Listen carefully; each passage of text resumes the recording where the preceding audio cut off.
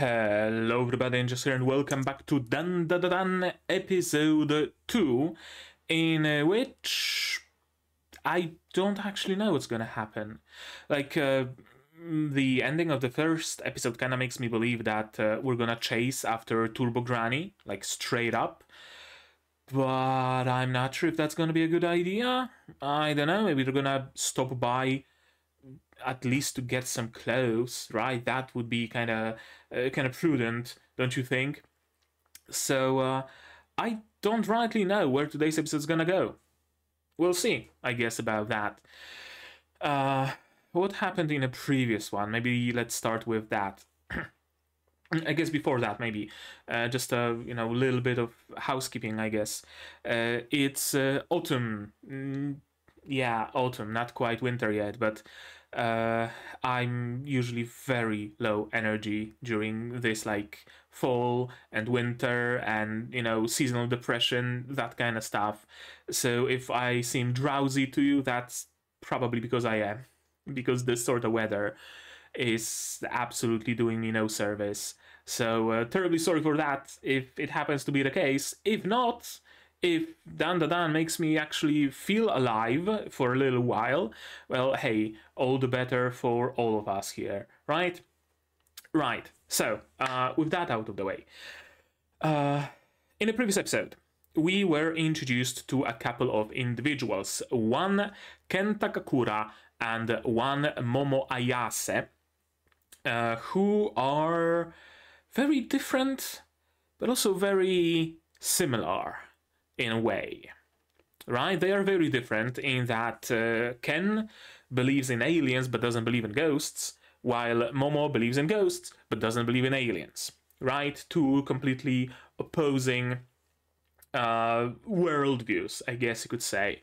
But as the episode goes on, we learn more about them. We learn more about their past, and we learn that there is something that connects them. The profound loneliness, you would say, right? Where Momo was made lonely and a bit of a reject from her group of peers because she was doing the whole, like, chakra ritual or whatever it was supposed to be, right? While Ken suffered the same thing, but kinda the other way, right? He was a reject, and because of that, he got interested in aliens. He wanted aliens to arrive and be his friends, essentially, right? So they experienced the same thing, but kinda the cause and effect were kinda reversed for them.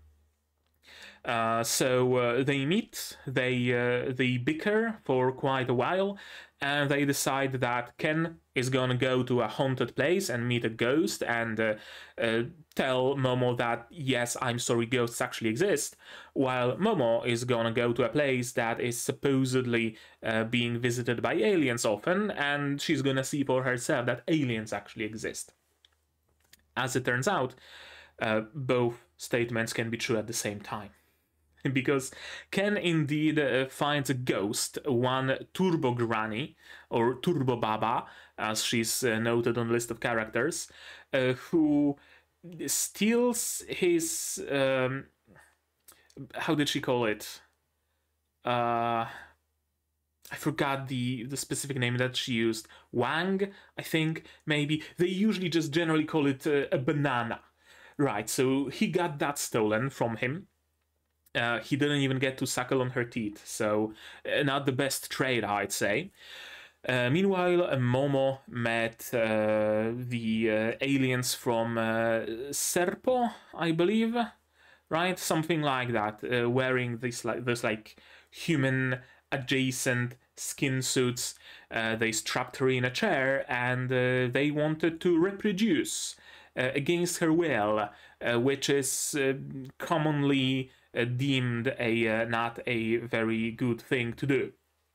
Thankfully, the power of Turbo Granny made Ken merge with her and emerge from Momo's phone just in the nick of time to distract the aliens, to bite some of their mecha penises, which is a word now, apparently, and yeah, and save her like that. Although it very much was not the sort of a damsel in distress kind of saving, right? Because Ken, sure, he defeated one of the aliens, or Ken Baba, Turbo Ken, whatever you want to call him, but then got pinned by others. And it was actually Momo who saved them both by awakening the power of whatever, the power of spirits, the power of mediums, the power of Yoni, or whatever you want to call it, and blasting the aliens away with this power, resisting their attempts at mind control. And in the end, before that, Turbo Granny just kind of completely overtook Ken, but Momo managed to exorcise Turbo Granny from him. Which is a nice bit of continuity. I had to leave a comment under the previous video because I just completely missed that until I was rewatching the whole thing to find the thumbnail face. And Momo early on says that something along the lines of, have you ever seen an exorcism? The people being exorcised flail and get, whatchamacallit,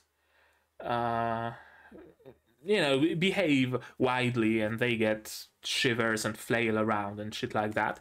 And it turns out that, yes, when Ken got exorcised, he was very much flailing around. He got a seizure, basically. So nice little bit of continuity. I like it. I really like it, because we're not just playing, Ken clutching his head and squirming on the floor for laughs, right? We know that that's how an exorcism works, usually, right? So that's cool. Turbo Granny gets exorcised, goes away, but says that she will continue to have control or some sort of a link to Ken as long as she has his banana. After that, Ken and Momo escape in a flying saucer kind of thing, and they have a little bit of a heart-to-heart, kinda, sorta, right? Well, not quite heart-to-heart, but they kinda, or at least Ken kinda opens before Momo a little bit, right? Shows himself as this very chivalrous, for the lack of a better term, person, right? Giving her his clothes, right? That she should clothe herself, and he decides to go retrieve his banana. He feels even a little bit guilty, right? That all of those things happen because of him. And then we get the big reveal of his name, where when Momo asks him, before that he throws something like, I'm an awkward fellow after all, or something like that. And Momo asks his name, and turns out it's Takakura Ken.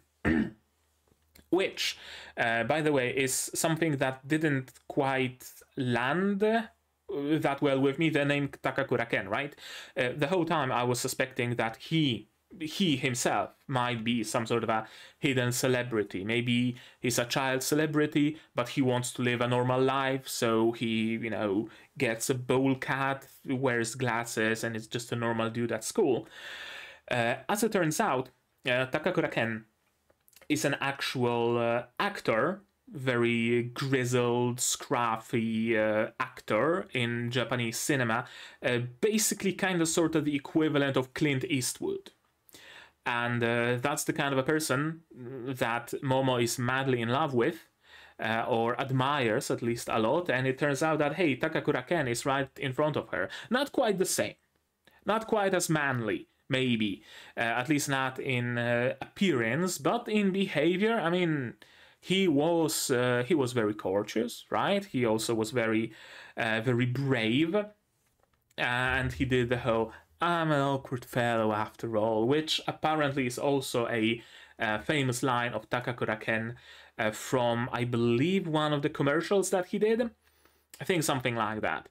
And apparently in the source material in the manga, the first time Momo mentions Takakura-ken, we are actually shown his like face or his I don't know, image or whatever in the manga in one of the panels, so we know exactly who's she talking about, that she's talking about some actor and not specifically about this Takakura-ken, which they didn't do in the anime. Maybe they couldn't get the rights to his image or something like that. I have no clue, but it really made me confused on that topic. But now I know what's the deal with Takakura-ken. And so, one more thing that bears mention, I guess. One of Momo's friends, I called her a gyaru. Meanwhile, she's not really a gyaru, she's a ganguro. So, another bit of clarification. Or, I think like one specific brand of ganguro, not even just general ganguro, but like deeper ganguro or something like that. Regardless, doesn't matter much. Yeah, I don't know what to expect from today's episode. Are we just going straight to Turbo Granny, and are we gonna retrieve Ken's banana right here, right now? Are we gonna meet more supernatural things on the way? I have no idea. I guess we'll see where it goes, right? Shall we? To do that, you're gonna need your subs, there we go, to follow along with me. I'm gonna need my sound to hear what's going on in the show. And I'm gonna have to ask you for support. Support the channel if you want monetarily, Patreon, YouTube down below, or not. Share my content, spread the word, that also helps a lot. And with that, we can start watching DANDADAN episode 2 in 3, 2, 1, go. Didn't lock my chair again. There we go, now it's locked. Oh. Right, she has to like actively...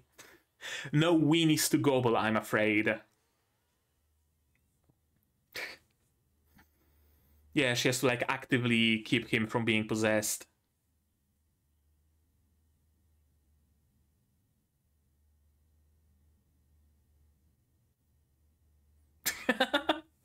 Well, that's an interesting rule.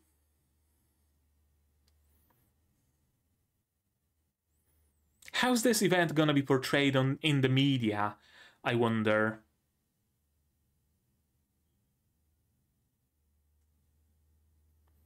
Sure.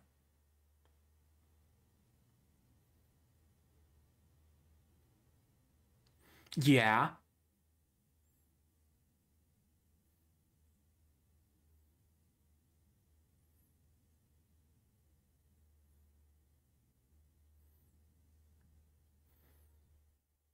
Yeah, straight into pet names. Gotta give her a pet name now. It's only right.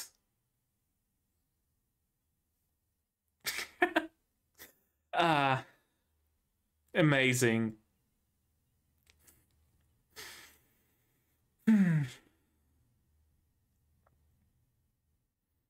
Yeah, people are gonna be that, and people are gonna be giving you weird looks when you walk half-dressed in the middle of the day through the city.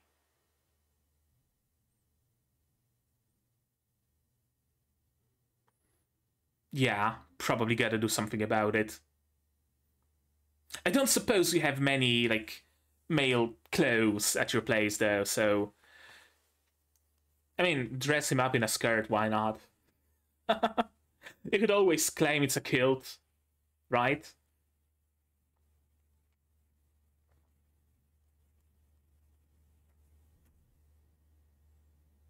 We good? We good. Someone posted a not an acoustic, but like a lyrics-less version of this song online, and that bit we just had, someone commented that it sounds like Pikmin's going bonkers fucking crazy. And it absolutely does sound like a bunch of Pikmins. I can't unhear it now.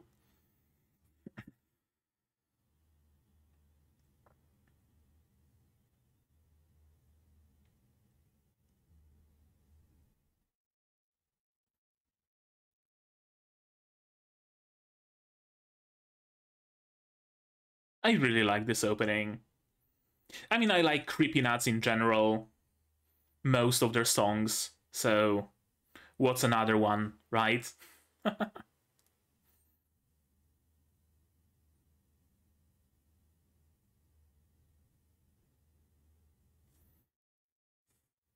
Yeah, polishing them is not gonna do much, I'm afraid. Or maybe, I guess polishing your glasses takes care of the cracks. Damn. Oh. I guess that's Turbo Granny getting exorcised.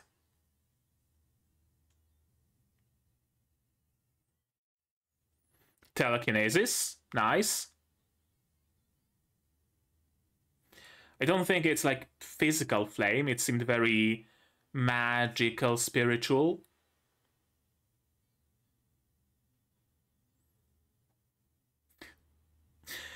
Oh, so that's how he gets the new hairstyle.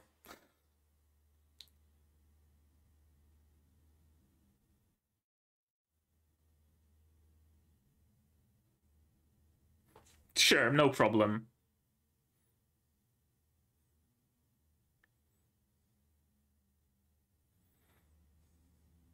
I think it might be the Torii gate itself that's a barrier, and not the slip of paper. Or maybe. Yeah, I mean, it works.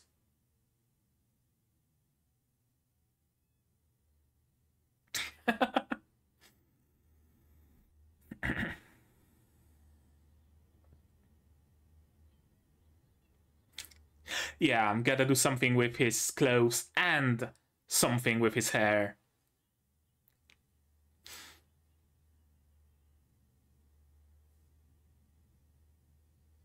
Oh, that's the cat from the ending.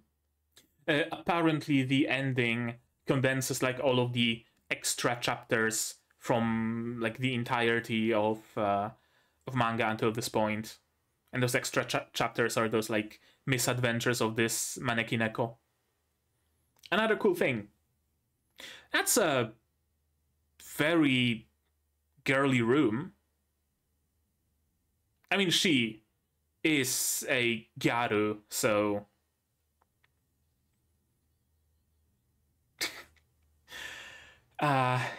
let him go first. He can exactly turn around when he's pinned to the wall.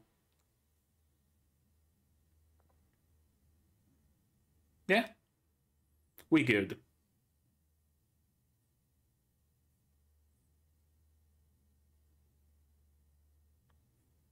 I'm assuming the poster is from one of Takakura Ken's movies. I mean, yeah, as long as it's pants and a jacket. I mean, yeah, it did get gobbled up.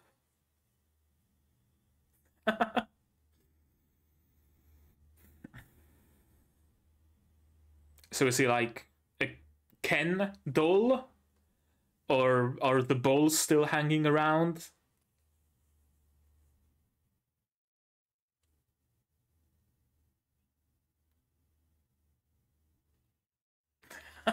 Yep, it did get gobbled up.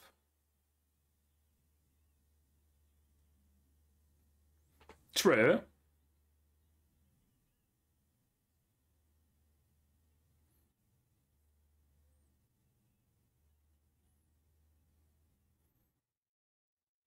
Why are you biting your pillow?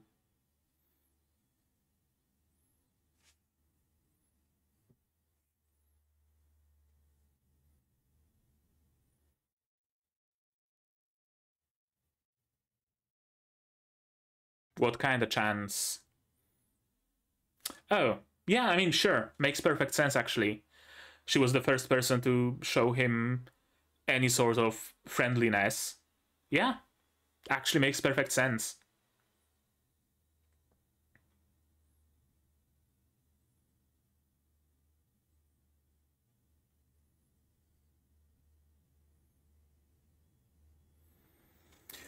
Not anymore. You're kind of tied by a red string of fate now.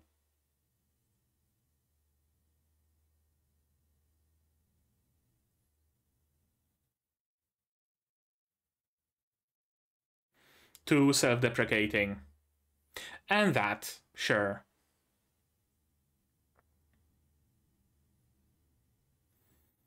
Is it, though? I mean, sure, sometimes it's the case. When a person doesn't believe that they deserve friends, they reject them, consciously or subconsciously, sure. But I'm not sure that's the case here. I think it's more like nobody gave him the time of day to even, you know, get to know him. It's kind of hard to make friends if nobody gives you a chance. And Momo is the first one.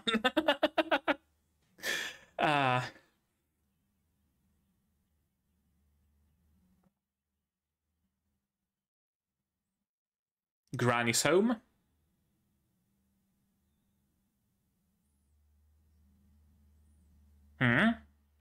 Oh.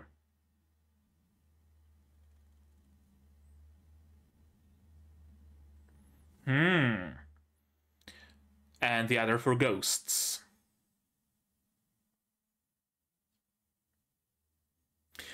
Probably, yeah, you should have... Yeah, you should have stuck it back on. Stick it next to the door? Maybe it's gonna work? Maybe it doesn't have to be a Torii gate?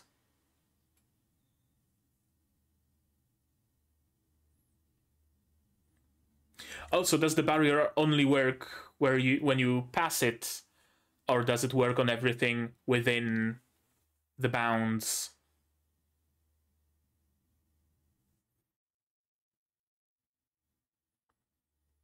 That... Oh. That's a simulation. Huh? That looked more like alien technology than a ghost. Has the whole entire area been teleported to some cave, or...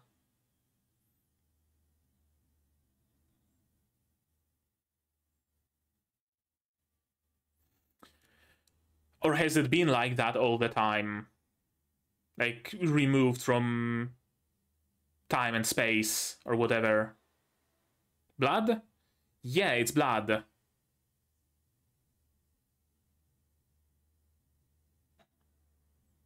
Oh. I guess her spiritual powers are weakening, or what's going on? Why are they both getting a nosebleed?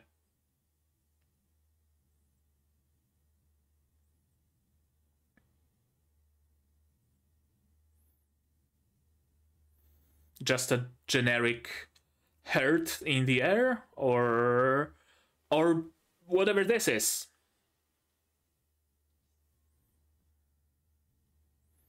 And why were you looking for them?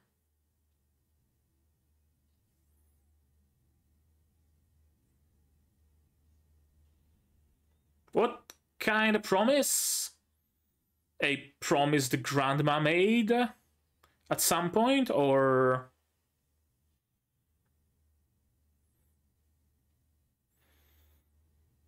that the Torii gate will always be secured, or something like that?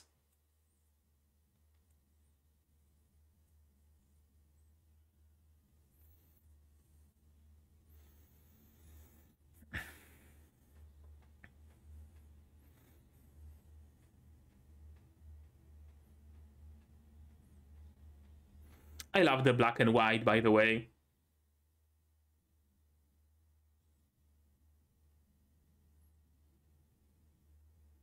Banana. Of course. No bananas, I'm afraid. It's already been taken. You're gonna have to fight Turbo Granny for it.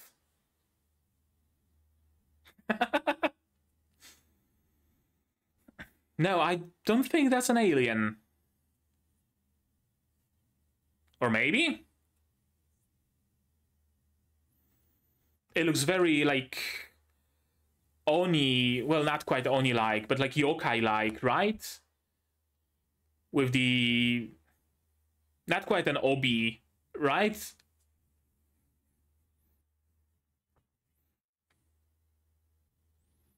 Oh, it's a robot. So maybe an alien after all. Yeah, Wouldn't surprise me, really.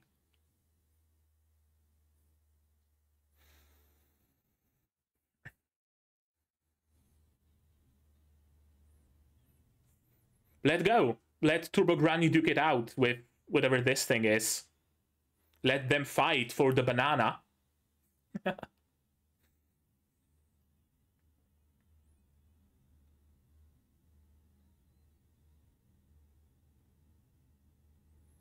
Oh, the hand didn't turn back. Momo's powers are waning.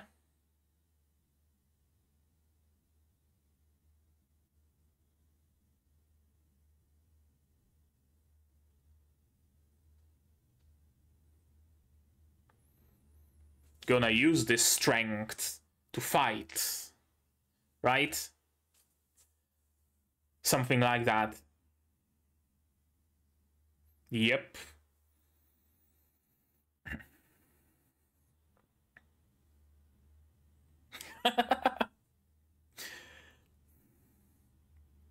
Oh, yeah, that could actually work. Maybe. Turn his body into a Turbo Granny, but keep his mind sane. Right?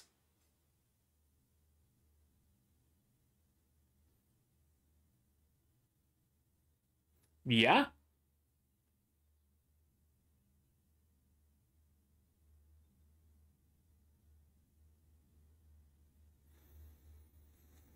Henshin.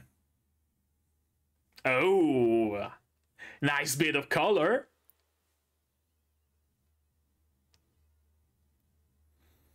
There's nothing to give, my dude.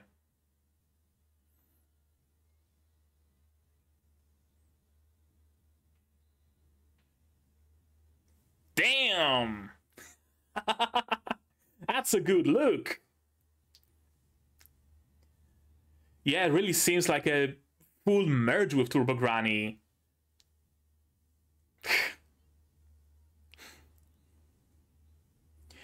Not even like looking like Turbo Granny, really.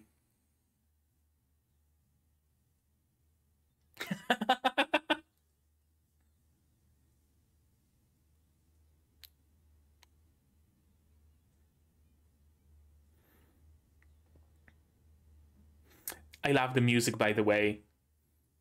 And the red.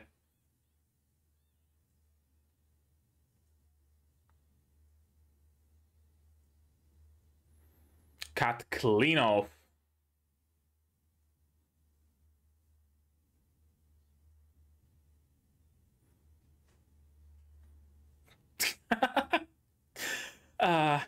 So he has superpowers, but he's just depressed. Amazing. I wish depression gave superpowers.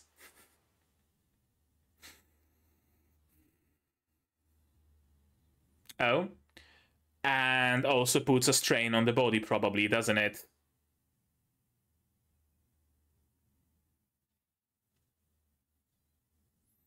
Or maybe just doesn't make you invincible. So we still take a hit. And it still hurts.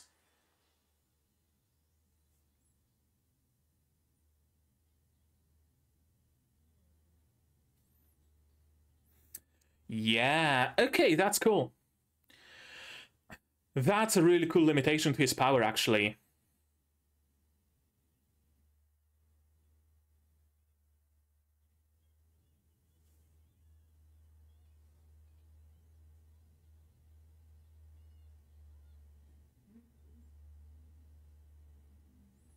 Idea?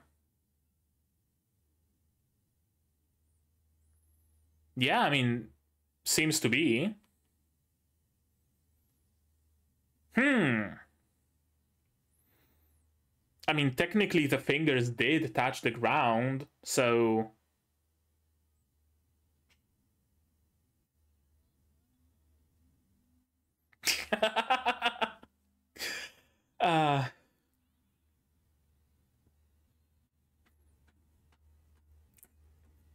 What's with everybody being obsessed with bananas? Damn! Broke clean through.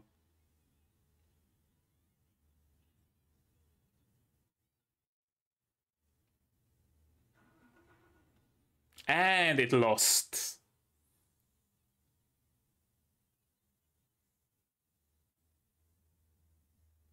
Oh.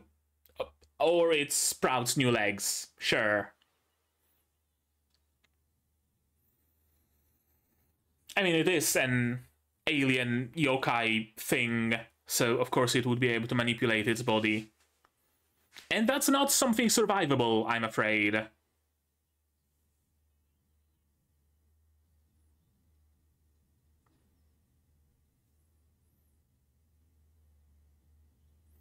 Okay, she's still alive. I thought that maybe Granny arrived and is gonna save the day or something like that.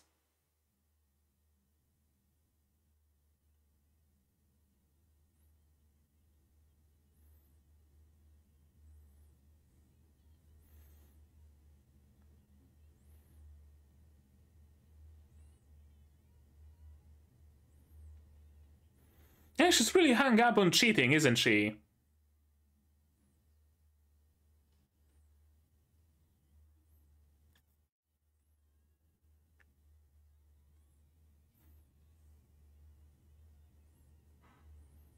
How is she still alive?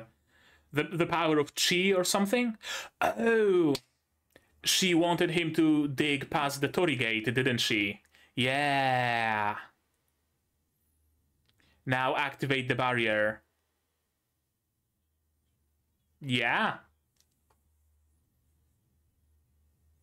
Another great track.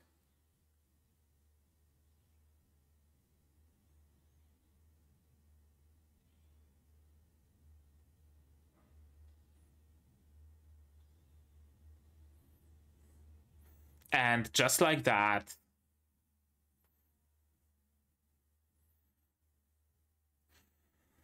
Cool. Cool bit of art.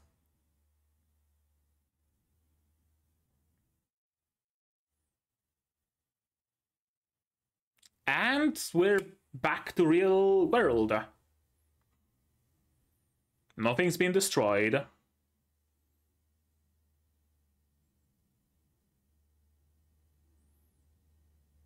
So was it an alien? Was the ghost? The fuck was that thing?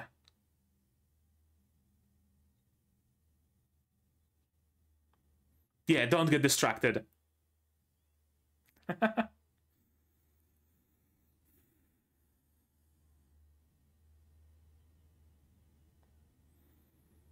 Should probably figure like a talisman or something to block this curse for him. Okay, so that's how he gets his hairstyle. Yeah, that probably put a lot of strain on you.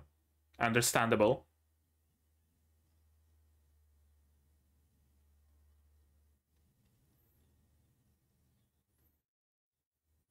That's a way slower transformation than usual.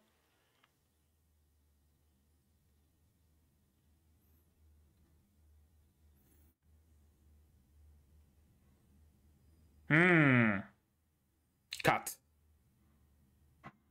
Yes. How did I know they're gonna cut right there?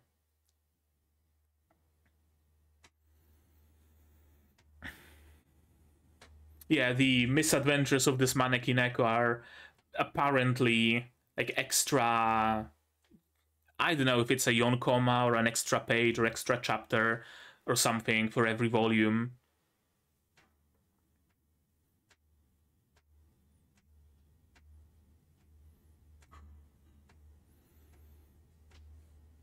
This pacing is surprising.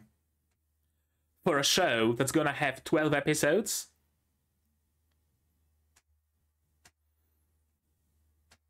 Yeah. The pacing we get right now, which is where basically like a single thing happens per episode, that's something I would expect from a double core show. Not from a single core show.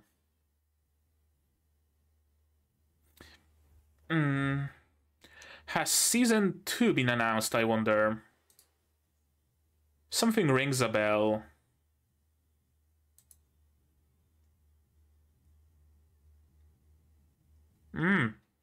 Yeah, there's no news about season 2 quite yet.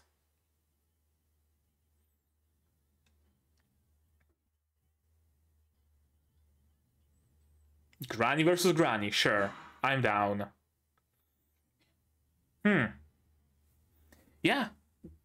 This pacing is like very odd for a single core show, isn't it? We'll see. Let's watch this one again though, shall we? Yes, we shall. Let me gobble that weenie. Yeah, weenie was the word that Turbo Granny used. Can't use the name of Takakura-ken, of course. I love this style of showing... well, not quite a time skip, but kinda sorta. Right, with those like kind of like manga panels strewn around the place and switching between them with some nice music in the background and some very like calm and, you know, simple scenes, right? Just talking, some out of picture, some out of bounds dialogue, some like switching between between one place and another on the same beat in their like walk animation. I really enjoyed this nice little segment of this episode. I gotta say, it was super cool. And yeah, I'm gonna enjoy this show for more reasons than one. I mean, that was kinda shown early on, even in episode 1, right? That this show has great characters, has good story, far as we can tell right now. It hasn't really been given the time to like fully develop quite yet, right? But it has some really interesting world building, especially with today's episode where we learned that aliens and ghosts can be connected somehow. Great animation, great art, etc. But this episode and their use of those very like artsy things. There's art and there's being artsy. Art is this, right? Nice image, looks good, looks cool, it's well done. This background also super cool, well done, nice glare, etc, etc.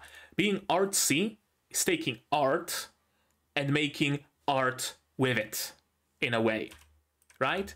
Being artsy is taking the art of this image, of this background, and splitting it in two to create another, like, derivative bit of art. And being artsy doesn't often work, in my honest opinion.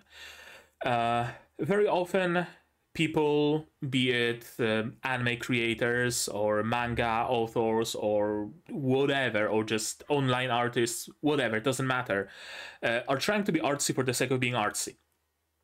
And they just throw shit at a wall and try to gaslight you that it absolutely sticks and that it has a super deep meaning and whatnot. That's often how it works, just being artsy for the sake of being artsy. This is artsy in a good way. There's a limited amount of that, right? It's not that the entirety of this show is filmed and made this way to, I don't know, show the vision that the director had or whatever kind of bullshit justification. It's used when it matters. Later, when we see black and white, like, initially it didn't even register to me that I'm watching something black and white, or rather, it made sense, right? It's dark, they're underground or something, so of course it's black and white, because human night vision is generally black and white, right? And then they added those like bits of color and it suddenly became artsy, but again in a good way, because it merges with the situation they are in, and it also elevates the art with another bit of art with the use of color. Cool. Like, I'm probably not the best person to talk about it. Like, I have absolutely no education in, like, art history or art theory or stuff like that. But I'm just saying what I'm feeling. Interesting that he was able to polish cracks out of his glasses. Grandma's really hard on guys, so be careful. Yeah, I thought initially that maybe the Torii gate was protecting from men or something. And even after the talisman has been taken off, he's still gonna burn. But no, it just burns evil ghosts. And he is possessed by one such ghost, for sure. Yeah, that's the Manekineko. Grandma's not here. Very... not surprising room for her. It's a room that actually fits her very well. But very surprising for what we are, like, shown here, right? Everything is plenty drab.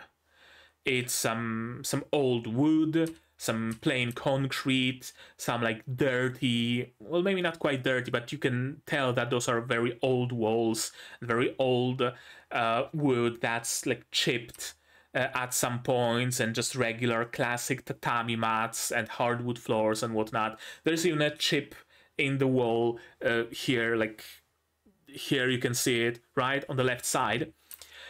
And then, like, right, like everything is kind of dark, nothing is well lit. And then we are thrown here.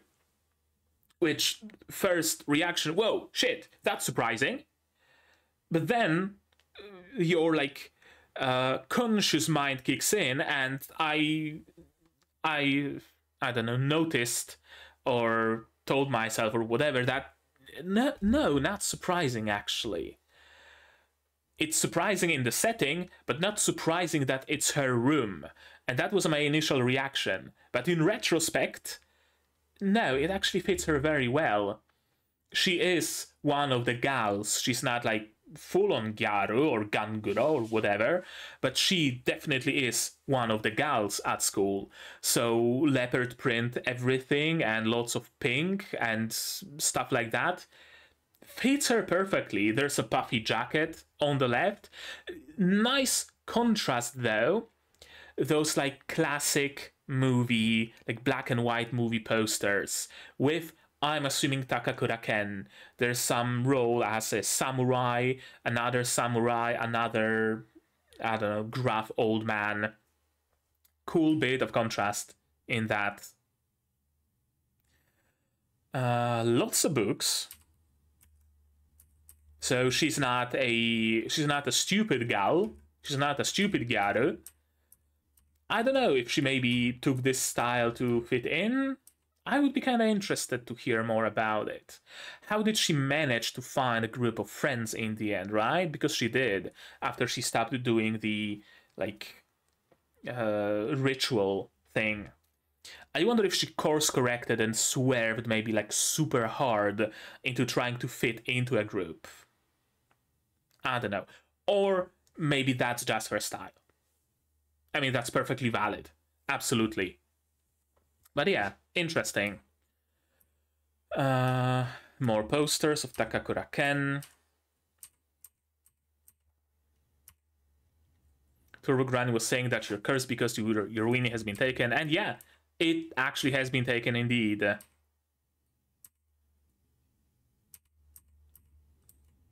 Yeah, I didn't want to miss my chance. I've always wanted a friend. Damn. The theme of loneliness and finally finding a friend is quite heavy in this show, isn't it? Right? How Momo lost her friends because of ghosts, in a way. How Ken started being or Okarun, I guess, started being interested in aliens because of the lack of friends. How he approached Momo because he wanted a friend, right? Yeah, I didn't want to miss this chance. You live in a different world? Sure, a world where she has friends and whatnot. But yeah, I don't think she's gonna be able to ignore you. I really don't think that. We can just talk about the occult like normal. Sure.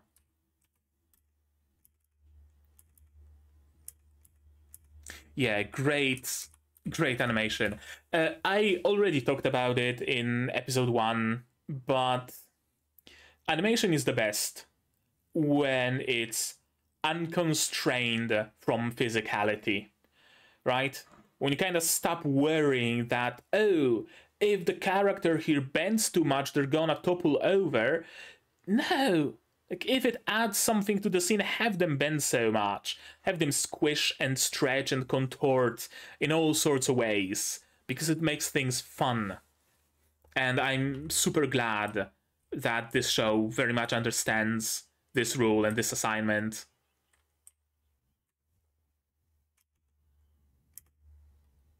She's very physical, isn't she? I actually like it. I actually like how tomboyish she is, for the lack of a better term, right? Okarun is the meek one who kind of stands behind. Meanwhile, Momo is here, like, you know, throwing hands right in front of the ghost or whatever. I like this dynamic. If it's an evil spirit, it'll burn up like you did, right?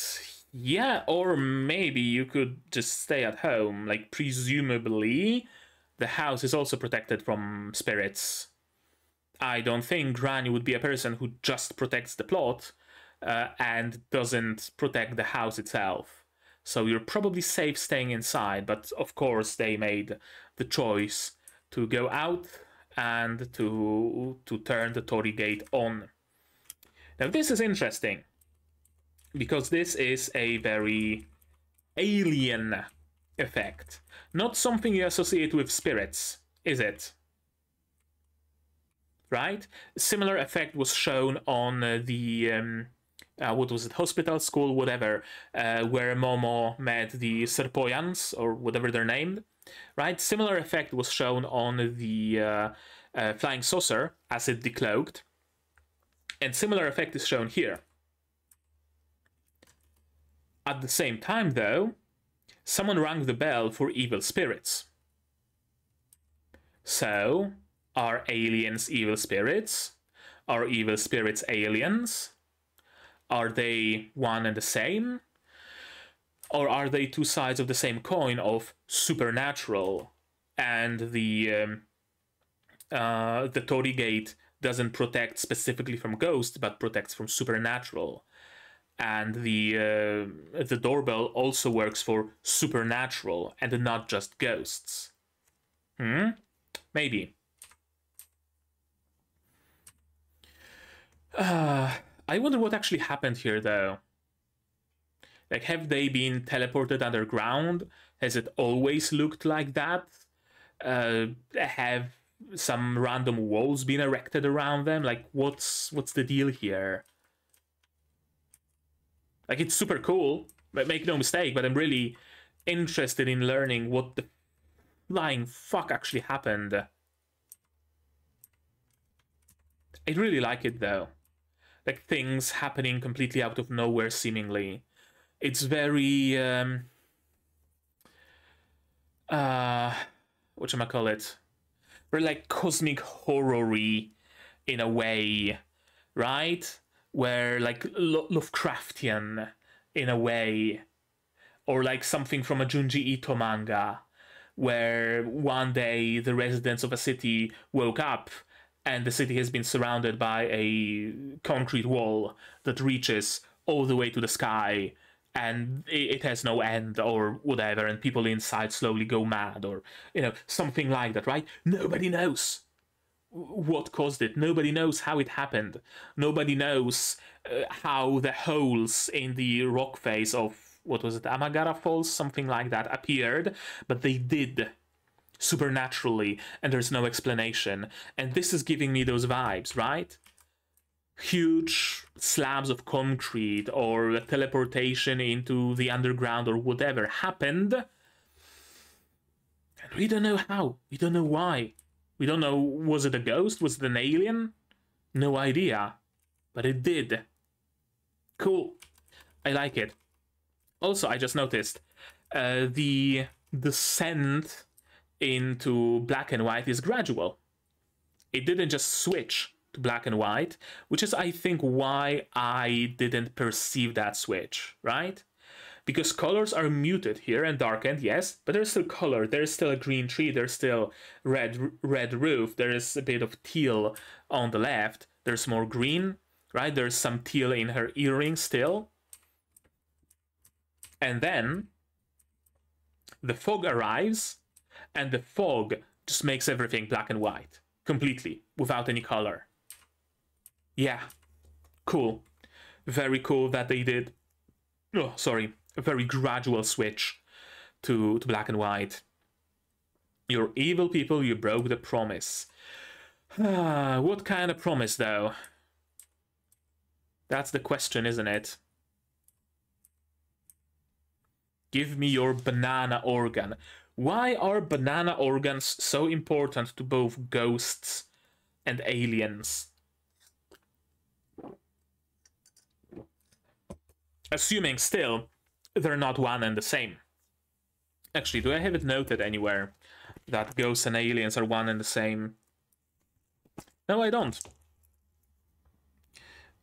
Spirits and aliens are one and the same. Alternatively, war between spirits and aliens, which is a theory I'm much less inclined towards, but it would be an explanation, a potential explanation to why they need banana organs, because somehow it will make their side better, superior to the other. Maybe neither ghosts nor aliens can reproduce, but by using banana organs they can make more of themselves, or it's a power source, or some... Actually, it's stupid enough to be true. Banana organs are a power source. It's stupid enough to actually be plausible. That's an alien. Yeah, apparently. Flatwood's alien in America. That looks very Japanese, doesn't it? With the thick rope tied in a nice knot, with doing sumo, with the like very Japanese art on his loincloth.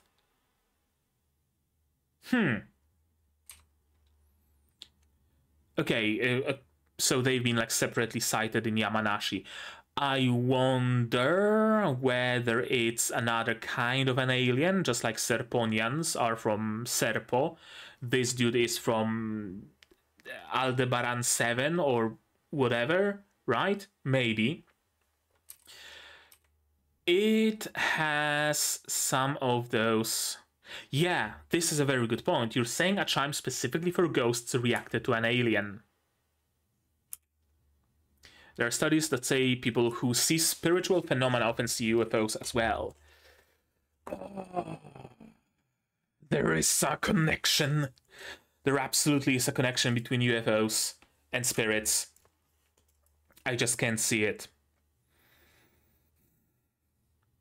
With how mechanical this alien is in particular, especially when opening the jaw, it almost made me think that aliens might be vessels for spirits, in a way, right? What people call aliens are just physical bodies that spirits make for themselves, grow for themselves, or whatever, to inhabit, to be able to interact with physical world. But I don't think Serponians were mechanical in any way. So that theory kinda just goes out the window, doesn't it? There is something going on, all right. Yeah, this movement here.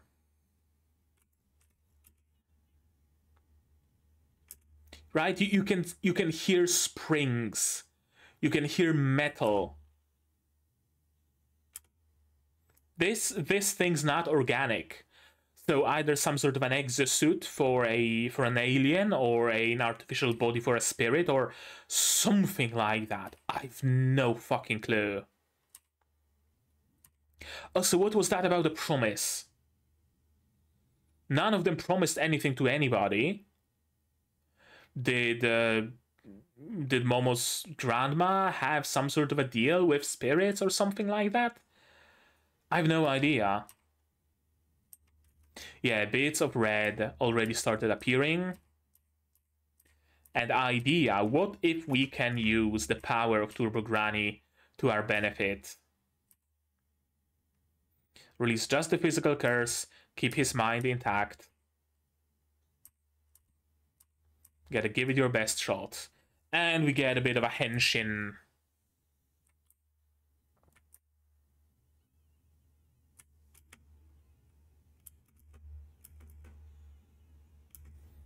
Very cool. Yeah, more red. See what I'm talking about? The animation squish and stretch, just completely abandoning physicality just to make things look good. Look at his leg. Legs don't bend like that, but it gives so much dynamic movement to the scene, doesn't it? Right? Like, it works so fucking well. Also, really cool looking spirit form, or whatever you want to call it. Big mouth. Granny, why is your mouth so big? It's for chomping weenies.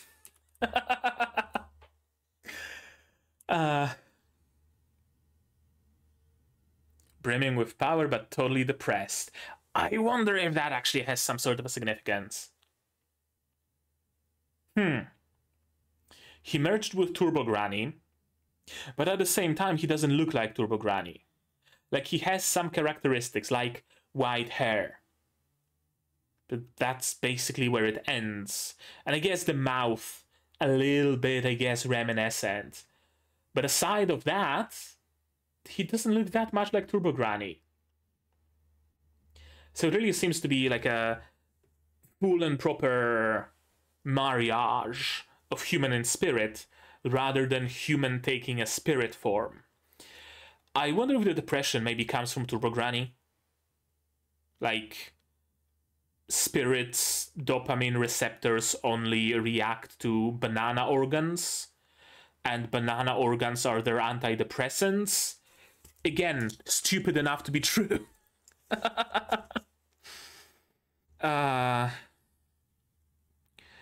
Spirits need banana organs to cure their depression. Maybe. Or maybe it's just not quite an offhand joke, but like a quirk, I guess, that he gets superpowers, but he ends every sentence with yo and he's super depressed. I don't know. Really could be either. Could be something that makes sense, could be just a random quirk. I have no clue. Also amazing faces, again, especially on Momo. I'm sure it won't work, yo, but yeah, let's try it. Turbo Granny's powers. Turbo Granny's powers give you turbo speed. Who would have thunk? Okay, so he chomped on this finger. And yeah, it seems to be a part of his head, actually, rather than being like a mouth guard kind of thing. Weird that he didn't instinctually go for the banana organ, assuming the monster has a banana organ, right? Why would he want someone else's if he had his own? That's a good question. But yeah, it puts a lot of strain on his body, of course. Really cool shot, by the way. This bit of like foreshortening on him, really cool. I really like how they like work together in a way, and I think they're gonna learn to work together even more, where Okarun transforms and then Ayase just throws him at the enemy like a fucking missile or something like that, right? Maybe, I don't know. My body can't keep up with the power of the curse. My entire body feels like it's going to burst into a million pieces. Yeah, humans were not made to move this fast. I really, really like this as a limitation. I was kind of afraid when his transformation was shown that we're just gonna turn this show into a battle shonen, right? That it's just gonna be like Gleipnir, for example, where the dude turns into a monster and is super strong, and the girl is like his key, so to speak, right? Like in Gleipnir, can't even remember their names, but the dude turns into a Kirigumi kind of thing, and she enters him, and only together can they fight their enemies or whatever. And I kind of thought this might go this way, where Momo is the one who is able to unseal the power of Okarun, and she's his handler in a way, and helper and whatnot, right? I was afraid we might go in that direction. I'm very glad to see that his powers are severely limited, though. Like, he can turn and deal some damage, but he can't stay in this form for long. He needs to recharge. Yeah, I like it. If we can get its hand to touch the ground, maybe we win. This is another very interesting thing, right?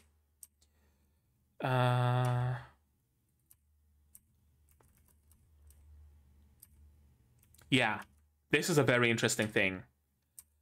Touches hand to the ground and melts.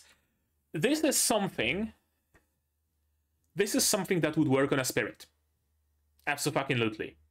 There is a spirit of an evil, whatchamacallit, sumo wrestler, and when you can make them loose, then they just disappear. You make them touch the ground with a hand, or you I don't know, take them onto a carpet and you make them step outside of the carpet or whatever, and they lose and they disappear, burst into flames or whatever, right? This is something very classic for spirits. You gotta cheat the spirit, you gotta outsmart the spirit, and that's how you get rid of it, right? It's not very common for aliens, though.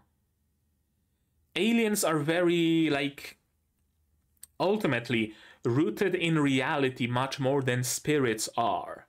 Aliens don't have, like, weird rules like that, right? There's no, like, legends or myths or whatever that if you spread a line of salt in front of your doorstep, then the grey men from Venus won't be able to enter, right? Because ultimately, assuming they are flesh and blood creatures, or biodrones, or clones, or mechanoids, or whatever, they are rooted in physicality, they are rooted in reality, so a line of salt probably ain't gonna do shit against them, right? Doing any sort of, I don't know, sign of the cross, it's not gonna do anything against them. Doing, I don't know, apage satanas, right? That's not gonna do anything against them because they are real, quote unquote. Not like spirits. Spirits are just myths. So you can make up whatever bullshit to get rid of them, like cheating the spirit. So it's very interesting that something that's supposedly an alien has so many spirit characteristics. I think we're supposed to pay attention to that. Because where episode 1 gave us a clear case of a spirit, right? Turbo Granny, very clear case of a spirit. And Serponians, very clear case of aliens, Serponians don't have anything spiritual about them. Turbo Granny doesn't have anything alien about her. So in episode 1, we are led to believe that they are like very separate things, completely distinct, right? And we're supposed to think that it's the kind of a show where everything is real. Aliens are real, spirits are real, Sasquatch is a thing, lizard men from inside of the earth are a thing, Mothman is a thing, I don't know, Bloody Mary is a thing, everything is a thing, right? But this episode gives us reason to believe that sure, they are maybe all a thing, but ultimately they are in a way one and the same. There's not necessarily a distinction between spirits and aliens, or rather, maybe not rather, but like two different ways I guess you can go about it. Two different explanations. One is that spirits and aliens are the same thing. Let's call it supernatural in general, right? They are the supernatural. Whether they're alien or spirit, it's like a scale, right? Alternatively, there are pure spirits, there are pure aliens, and then there's a bunch of different things in between, right? Which is, I guess, basically the same thing as saying there are spirits and aliens and it's a scale, so... so I guess one explanation. Yeah, and this thing would be somewhere in the middle. Has some spirit characteristics, some alien characteristics. Cool. Cool and interesting. Also very interesting, how did Momo manage to survive so many punches? Probably by focusing her chakra or something like that. Actually surprising that pointing out to the wrestler, I'm gonna say, to the Flatwoods monster, yeah, that it cheated didn't like burst it into flames or whatever, because that would be something that a spirit would have done, right? You trick a spirit into cheating, and then you say you cheated, and the spirit bursts into flames or disappears or whatever, right? Another like common way to get rid of ghosts by through deception. But it didn't do that.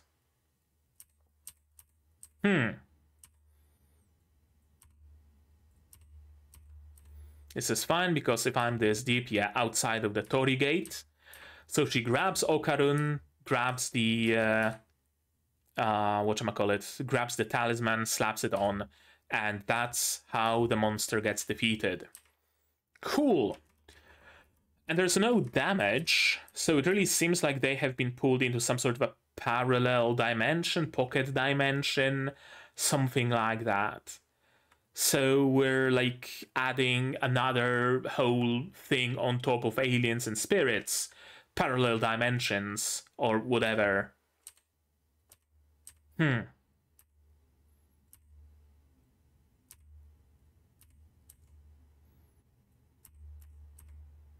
And yeah, of course, she faints because she's very tuckered out, and he turns because there's nobody to take care of his scares. Very cool shot at the mouth, by the way. Really, really cool. And he bends over backwards, everything is red. And the episode ends. And now we're gonna have to wait for Momo's grandma to arrive and save the day, I assume. At least that's what this, like, after credits. I didn't pay much attention to it, but, I mean, the title as well. It's a Granny versus Granny clash, so, yeah, probably Momo's grandma is gonna arrive and save the day. Whether it's gonna be by sealing that form so that Momo doesn't have to, like, upkeep it all the time, but rather gives, she gives Ken, like, I don't know, a stone, like, right, like a round stone with a hole in the middle from a river. I forgot the English name for it, otoczak in Polish. Gives that to him and it seals the power, or slaps a talisman on his arm or something like that. Or she actually defeats Turbo Granny and gives Ken his banana organ back. I don't know. If Ken was given his banana organ back, then we would kind of lose a bit of the like drive, maybe. Then again, it could very well be the case that more spirits, more ghosts, more aliens appear, and we have to fight them. Maybe Serponians come back with a vengeance. Maybe someone heard of Turbo Granny's demise and wants to revenge her or avenge her. I don't know. We'll see. Oh, we'll see where it goes. But right now, yeah, that's it. That's it.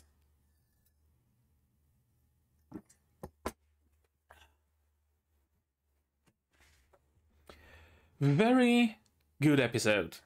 Again, I mean, I didn't expect anything less, to be honest with you. You don't have a show with an opening that good, with an opening episode that good, and then you drop the quality. I mean, Uzumaki. Airing this very same season, but Uzumaki had like a lot of production issues, and someone like straight up screwed them over, if I'm not mistaken, so that's a thing. But yeah, like usually it's not the case. I'm checking something. Yeah, okay, I was correct. There actually was a leak, apparently, or a leak, or an insider, or whatever you want to call it, a rumor, let's say, that DANDADAN Season 2 is actually in production, according to highly reliable sources, who are like completely unknown to me. But yeah, it would actually make sense if they made it a split core show, which is something very popular in recent times, I noticed. And it would be a necessity for DANDADAN, I would even say. Because with this kind of pacing, 12 episodes is really not gonna be much. Right? Like, after this episode was done, I fully expected something more to happen. Right? I fully expected, like, the second half of the episode, which is, first of all, a testament to just how good it was, that it made time just completely fly by without me noticing, right? But it can be an issue if it's not given enough episodes to get somewhere. Because the pacing... The pacing is at the same time slow and fast. Slow in that we are moving very like step by step towards saving Okarun, right? But fast in a way where, I don't know, this episode contained them coming back and then also contained a full-blown fight with another alien slash spirit thingamajig. It's really hard to put it into words. So I'm not even gonna try. I'm just gonna say that the pacing in general feels like one for a double core season. So I'm glad. I would be glad if it did get a second season, if it's actually like a reliable leak. Because it's already a good show. And I would hate for it to end in like peak or like right before we are about to learn the truth about aliens or something like that. Ideally, I would like a full adaptation, although I don't think the manga is done yet. Let me see. No, still releasing. Yeah, so I mean, we're not gonna get full adaptation just through the virtue, quote unquote, of the manga still releasing, but we can get an adaptation up to the point the manga is right now, and that would be really, really cool, because this episode in particular really made me think that this show might be way deeper than it hints at early on. Kinda... guess it would be a spoiler to tell you the name of this series, but there is another series who opens in a very opens like the first half even, or maybe first quarter or whatever, I didn't count the chapters, is very carefree and very like, oh, we're going for an adventure, right? And we're having fun and whatnot, and we're meeting friends. And then shit just hits the fan. Then it turns out that there are horrors beyond human comprehension, and there is blood and guts and death and shit like that, and it just goes super hard in that direction. Well, maybe not super hard, but you know, it veers in that direction. And I wonder if this is gonna be something like that. Like early on, episode 1, episode 2 now, maybe until episode... maybe even until the end of this core, it might be more adjacent to a monster of the week kind of show, where a new spirit arrives, we beat that spirit, new aliens abduct Okarun, Momo has to save him, slow granny abducts Momo, Okarun has to save her, or, you know, things like that, right? And then it turns out that it's actually aliens and spirits are both acolytes of the elder god who wraps around the fucking observable universe, and we have to go to space to kill that elder god. Probably not. It's not an anime by Studio Trigger, so we're probably not going to space. Although I wouldn't be that sure about that. But yeah, it's really giving me the vibes of like sowing those little tidbits of... I think something happened to my chair. I don't know. Those little like tidbits of maybe spirits and aliens are the same thing. Why do they want banana organs, right? How come the media doesn't mention them, and all those things? We are slowly being drip fed that, where it's not the focus, right? Like Flatwood's monster being both spirit and alien at the same time was not the focus here, but we were given that information. And then eventually we get the big reveal, and it's like, oh shit, remember the Flatwoods monster? I knew I was onto something, right? I think it might be building towards a big reveal like that, big, like, complete mind blow. And after the mind blow, that's gonna get interesting. Not that it's not interesting now, but it's gonna get even more interesting.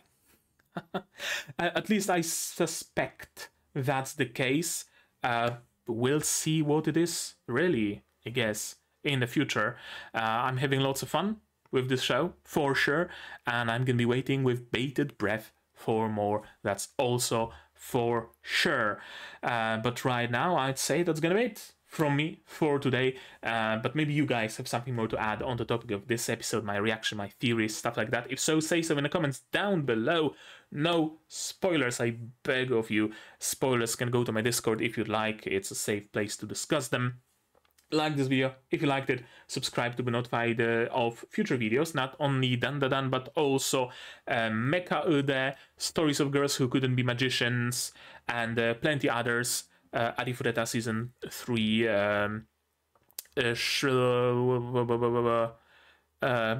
Shangri-La Frontier Season 2, and a couple more shows also coming, maybe. I don't know. We'll see how my schedule fits. Click the bell to be notified of when they go up and when I go live, because I do stream sometimes. Support the channel if you want monetarily. Patreon, YouTube down below. On Patreon, just for $1, you can get a role on the Discord and place in credits. And on YouTube, you can do super chats, super thanks, super memberships. Not super memberships, just memberships. Whatever you want.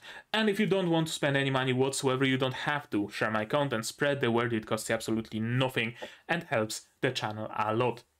And now, with that out of the way, that's gonna be it from me for today. So as always, you guys do all the good stuff, and I'm gonna see you in the next one. Cheers!